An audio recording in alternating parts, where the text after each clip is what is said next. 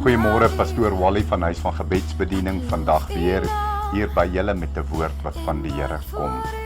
Ek wil die boodskap vandag die titel gee, die krag van God se woord.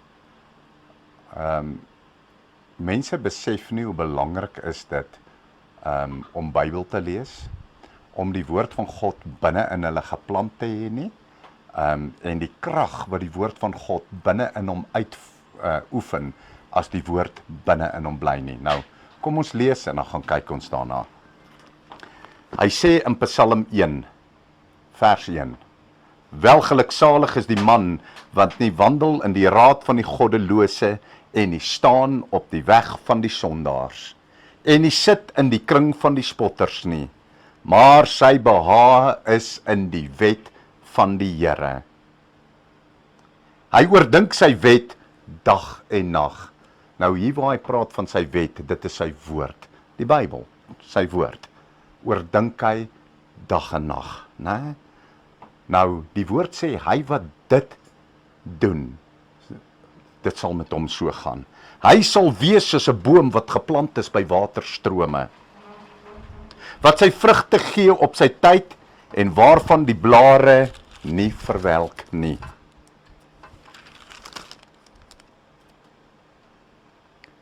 En alles wat hy doen, voer hy voorspoedig uit. Nou ek wil vir jou vra op hierdie oomblik, hoe sal jy daarvan hou om alles wat jy doen, dat dit voorspoedig sal wees in jou lewe?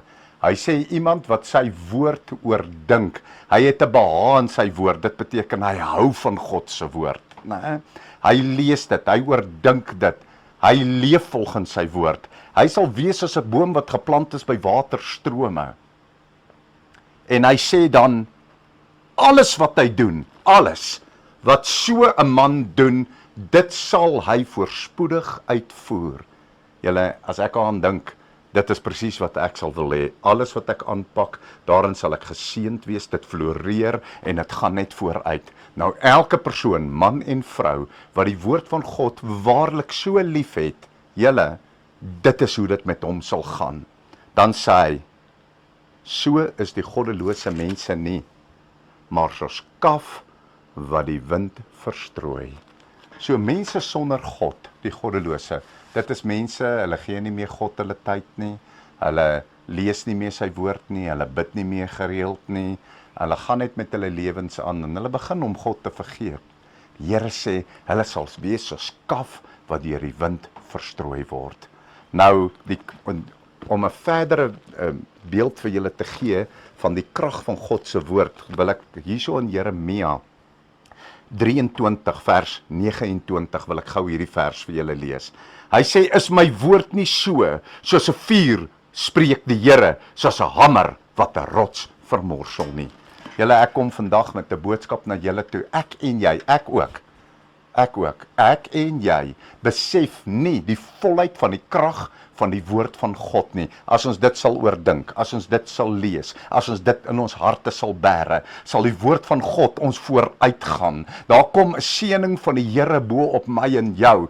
Daar waar kwaad teen ons sou kom, sal die Here dit weerhou. Julle, daar waar ons onsuksesvol miskien in iets sou wees, sal ons skielik begin suksesvol wees. Wil julle weet hoekom? Omdat die Heilige Gees by 'n man en 'n vrou inwonend bly, wat lief is vir sy woord. Want God en sy woord is een. Die Heilige Gees bevestig heeltyd die woord van God. En weet julle wat? Die woord van God bring groei, die woord van God bring lewe. En nou kom hy in Jeremia, nou sê hy, is my woord nie soos 'n hamer, soos 'n vuur wat 'n rots vermorsel nie. Soveel krag is in dit. Julle, ek wil vandag vir julle sê, hierdie boodskap van om die krag van die woord van God te ken, is om dit in jou hart te bære, om dit te oordink, om daarin te wandel en ag te slaan daarop, want dit gaan werkinge, kragte, dinge rondom jou begin losmaak, wat voorheen dalk nie so was nie. So ek wil jou vandag aanmoedig, plant die woord van God diep in jou hart, sodat met jou goed kan gaan op hierdie aarde, en jy dan ook die koninkryk van die hemele kan ingaan.